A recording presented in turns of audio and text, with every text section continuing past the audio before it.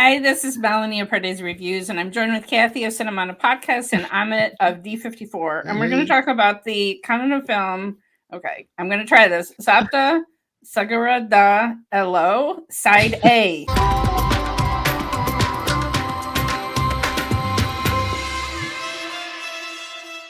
I love Side A. I thought that was very intriguing. And once you see it, you understand why. Very creative. Okay. Among the three of us, I am the oldest. And so I definitely lived through the cassette era, right? Making mixtapes and all of that, I also right? did too. Okay. Yeah, I did a few of those. So I also love that. I love that and the meaning that it had for the movie is okay. So this is going to be a spoiler-filled discussion. This film came out in September, but it's now on streaming on Amazon Prime in the US. I don't know if that's the same. In India. Yeah. It's the director is Hemanth Rao, and the only reason that I haven't seen his other directorial films, but he was one of the writer team on Advaitha, which was a award-winning script. The two stars are Rakshit Shetty and Rukmini Vasanth. So, and I think Rukmini, I think this is only her second film, but Rakshit has a long career. Yes. Both as a director and as a lead actor. Kathy still won't watch Charlie 777. He's the dog movie. I love the trailer. It made me cry. I can't go near that movie. Yeah, he was great in that one. But also, he has done some zany films that he has directed himself, like Kirik Party and I'm going to like really mangle this. Avane Shri Mana Rayana, which was. It was almost like zany and Glorious Bastards, like over the top kind of a film. Wow. Okay. Yeah. Insane. Yeah. So completely different feeling is what I'm saying from this melancholy, beautiful film. Yes. Yes. I just finished watching it this afternoon. I managed to not slip my wrist, but it was a close thing. Like, oh my God. Yeah. It was really sad. And it's one of those movies where you see people making decisions and you're like, please don't do this.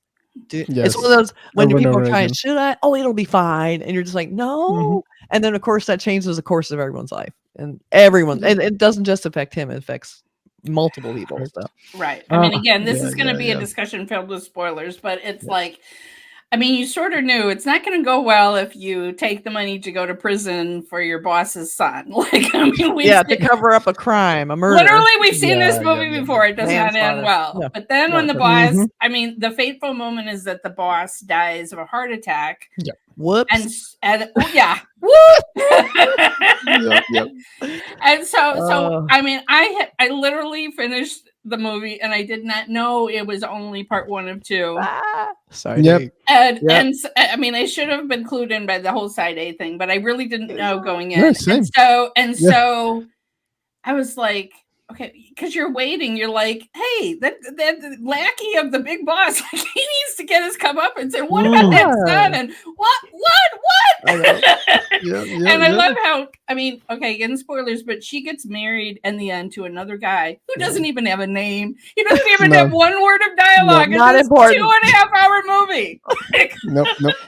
It reminded me a little bit. We were talking about like just a body where you enter into this foul, terrible devil's bargain. Where he decides to take the fall for the homicidal vehicular homicide, where a guy runs over a guy, the rich son who's driving recklessly. So it's that. Did you see Infernal Affairs? It kind of reminded me of that, where there's one person knows what you did. You're in a deal with them. Yeah. When something happens to that person, you're screwed. Yes. You're screwed. So in Infernal Affairs, it had to do with. It was also remade by Scorsese.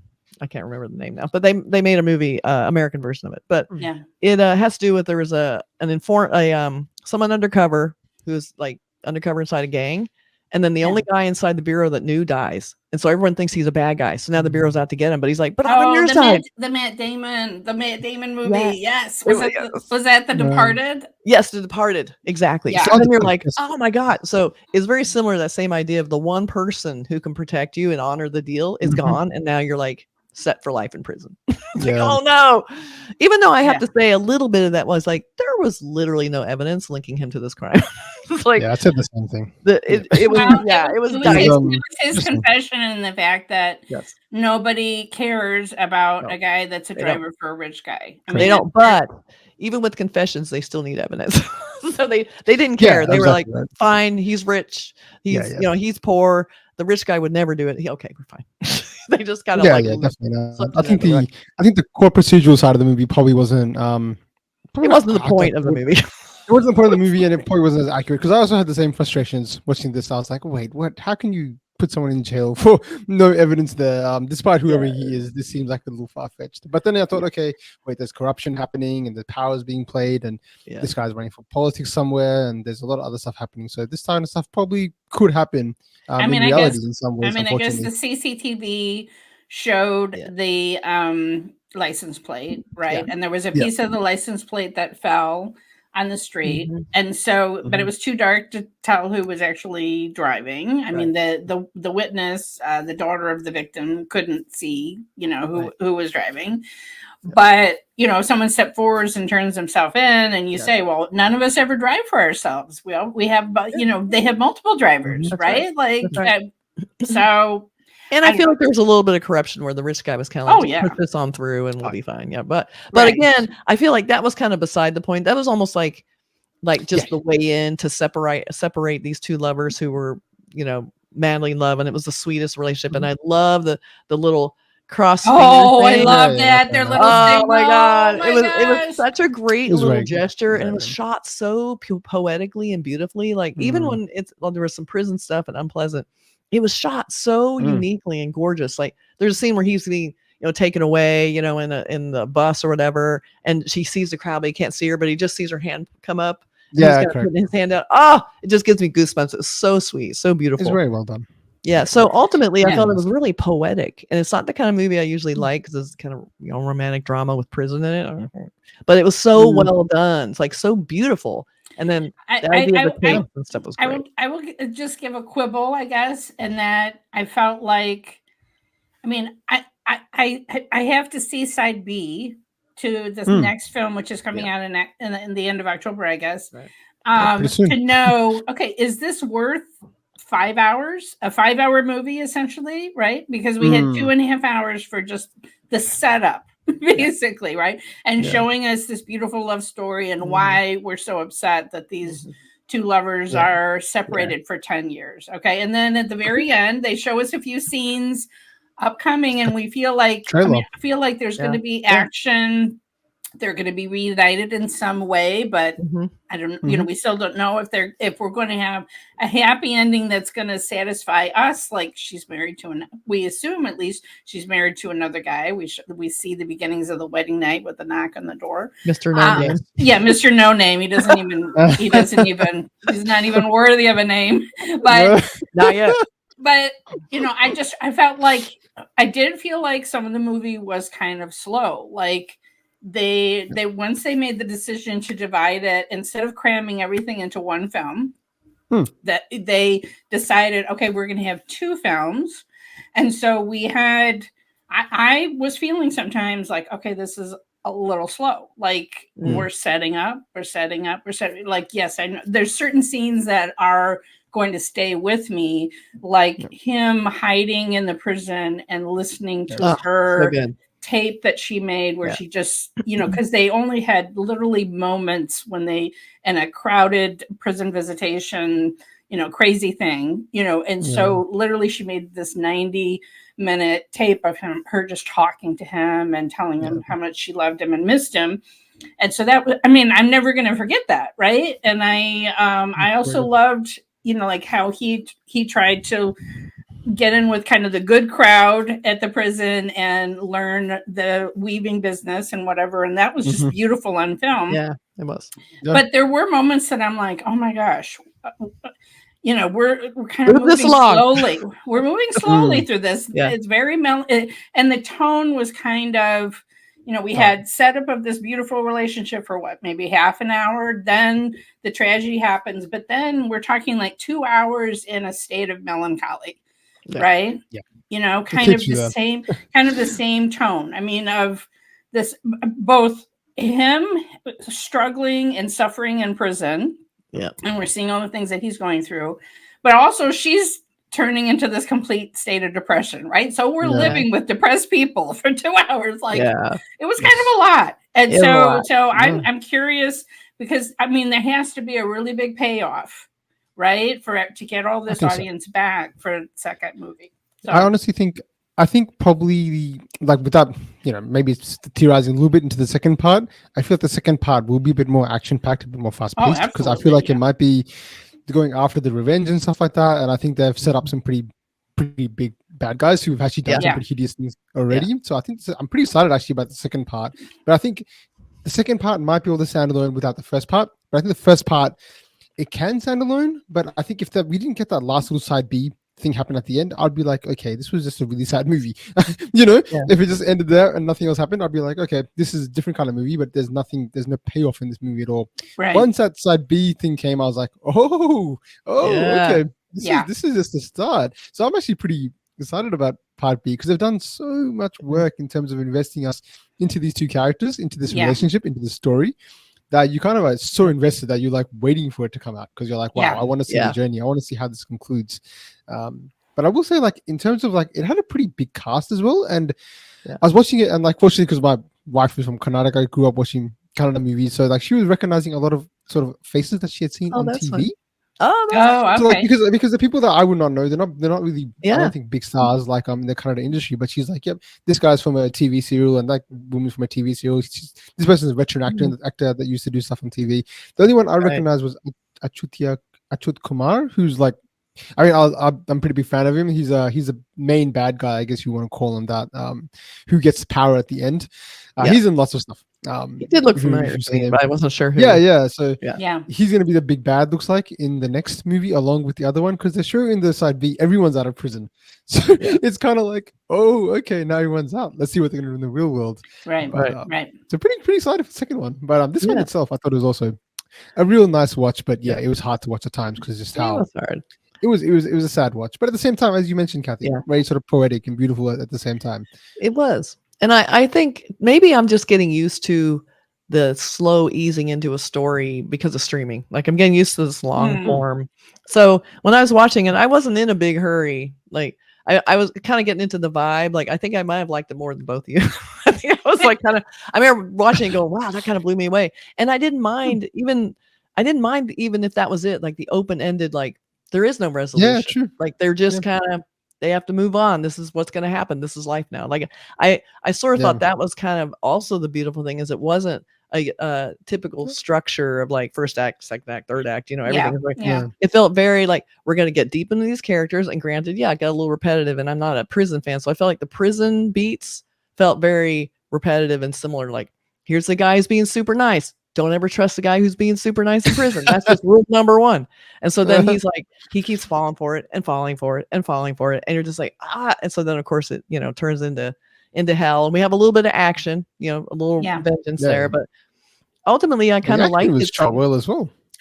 I thought there were some pretty good scenes there, like in the prison yard where they're fighting. And like, I didn't come in expecting a prison movie, to be honest. Like, I thought maybe a prison. I was like, how long are we gonna be? I thought he was gonna be in and out. That was it. It was like, no, we're gonna be stuck in prison now. Or they wouldn't show that side, but they showed everything. It was like the movie was for like after the first, like, I think half an hour or so, we're in the prison the whole time, and we see all the characters. We meet people. We see it's a whole journey that he goes through in the prison and outside the prison. So he's having two stories happening in parallel, which I thought worked really well, because you just got to see this person just deteriorate slowly. I mean, there's some scenes, like you mentioned, Melanie, that I'm not going to forget. The one where he's like having to clean the toilet up and stuff like that, and they're like, you have to clean every single toilet. And I'm like, oh god, this is nasty. But ultimately, nothing.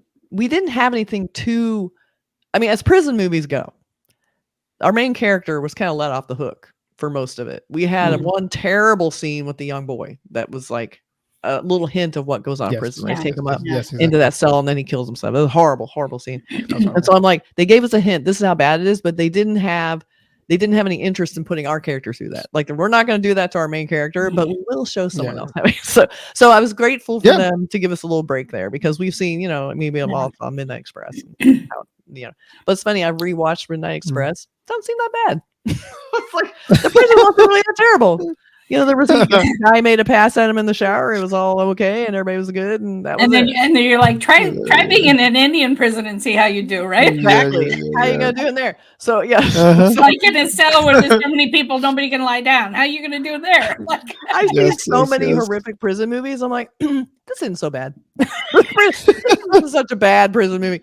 But I did really like, like the circumstances surrounding him. The constant like hoping he's going to get out, and the sort of this up and then the down and then the up and then the down. And then they finally, when that's over with, you're like, now it's the big long term, like, how is he going to get? Now it's sort of like it's over. He's stuck in prison. And you feel like, can she do anything? But there's really nothing she can do. I feel like her story is almost sadder because he put her in a situation where he changed her life without really even asking her. He just did it. That's true. And then she's stuck going, am I supposed to wait for you for like 30, 40 years? Or am I supposed to, because they're supposed to be together, right? So I loved that whole like open-ended weirdness of it. Like, what do we do now with this looking down this long road? And like you said, it's pure depression. Like she's just in a room, right? All the lights going out of her, like this defiance and the strength that she had at the beginning. And then like, yes, thank God there's part 2. Well, right. Like, I mean, it's symbolized by her passion with singing. Yes. And there's some singing contest or something, or concert, and she literally walks away from the mic. Sad. Like she can't do her art anymore. She's just too consumed with it. And that it's the turning point is her mother going to visit Rakshit Shetty, Manu's character, and saying, you may be in these 4 walls, but you've put her in a box as well. And I mean, it's like this noble sacrifice, but then the wedding day, that's, when he realizes this is it. It's all of this was for nothing. And I'm stuck here, and that he has just the rage and the big fight. I really like the performances. Like I said, I've seen Rakshit Shetty do crazy action. I've seen him do all different kinds of things, like Third Party is like a crazy college romance kind of thing. Like, and I'm really impressed with him. I felt like he was really good. And Rukmini is new to me. And I thought she did. I think. I thought she did very well. And another thing I want to highlight is the music, because I thought the soundtrack was so good and really evocative. It really was. The mood and the tone. And this is not the kind of movie where you have a big dance number or something. I mean, it's more. No, that would be out of place. It's a lot. No, this is a lot of montage. We did move the plot through some of the songs, but the music director was Charan Raj, and I just wanted to highlight that I felt like the soundtrack was really, really excellent and one of the highlights of the film for me. Yeah. All right, so we're going to talk about, because we've got Kathy, we got to talk posters. Oh, posters. Okay, this one may have been, and I have to block Kathy's face. Sorry, but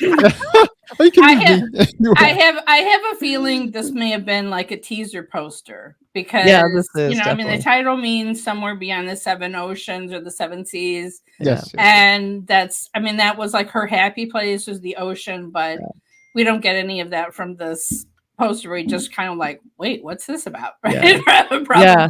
The trick to seeing a teaser poster is there's no billing block. So you see like once there's a billing, then all the contractual, like, the sizes, whose name's in it, how big it is, that all comes into play. But a teaser, you can get away with a lot more because you're not showing actual billing sometimes, but it had some of the highlights. It is a beautiful color of ocean. And that was another thing I like too, is that ocean part of the movie too. Just the whole idea of listening to it. Yeah, beautiful. And then this one, I guess it's like it's side 1, or no, it's September 1st. That's what the outline of the one probably means. Right. But this is definitely evocative of this is a romance, but they both look sad in this picture. So they're in it twice, which is unusual. Like it's kind of the same mood for both of the shots, which is kind of weird. But they liked that. Like they wanted that shot of them. I imagine the poster once upon a time of just being them small at the bottom with this big sky and the type. It'd be very pretty and evocative. We're like, oh, we need to show his face. Everyone knows him. So they're like, okay, we'll put their face in the sky. Probably. And then they have, I guess, is this broken glass or? Oh, it could be. I mean, I think it's I'm not sure if it's glass or is it some kind of wrapper on there, but it looks like that kind of adds that a little element of the little kind of semi-thriller part of it. You know, there's a little bit of that in there. So you have them, beauty, and then that little bit of like, oh, it's edgy and sharp. What is that? You know, that's kind of nice. Right. All for color. Anyway, any final words? Like you, I'm going to be in Colorado, so I'm not sure that the movie will play in theaters near me, which I'm disappointed because I would like to see the second film because I agree with you. I think it's going to be much more action and much more satisfying resolution to, like, we've seen so much injustice and wanting to see these evil characters get their comeuppance. So maybe that's the driver to get you to the second one. Like you're like, I really got to see how this turns out. Definitely. It definitely is. Yeah. No, I think I'm really excited about the second one too. To be honest, it looks really good. And Rakshit Shetty, I was fortunate enough to see Kirik Party, the one you mentioned, Melanie, actually in India. Wow, that must have been insane. I was living there at that time, and that was a movie that was just adored by everyone, especially because when I was watching it with my wife and friends and stuff, they were like, this is exactly how college life was. Like, this is such a good representation. But I got to see him and I really enjoyed his performance in that. But that's my last memory of him. So seeing him take a complete, like, 180 to come here where he's basically lifeless, at times and playing such a different role. He's a great actor. And the second part looks like it's going to be even more like, looks like it's going to be more, I think there's going to be action, there's going to be revenge more. So really excited to see Rakshit Shetty and what else they do with this, because it's really a nice movie. And I really hope it comes here. I'm not sure if it will or not, to be honest. There's always apprehension. I'm also I'm really, I'm good on them for having the courage to make part A and side A and side B together essentially and release them almost at the same time. It's not seen that much because they have to that's really bold. There's a bet on part one going really well. Like, if part one was terrible, it's like, who's gonna watch part two? But they were like, no, part one's gonna be good and people are gonna want to watch part two. So Kathy does not know my pain of seeing Bahubali 1 and having to wait whatever it was 2 or 3 years for the second one. She does not know what it was like. She can just roll next movie on Netflix. I love Bahubali 1. Let's just fire up Bahubali 2. Okay, they've seen it all. So it's not that there's never been a part 1 and part 2, but I agree with you, Amit. It is really unusual to make them so close together. I mean, they probably right, at least a year break or something. And so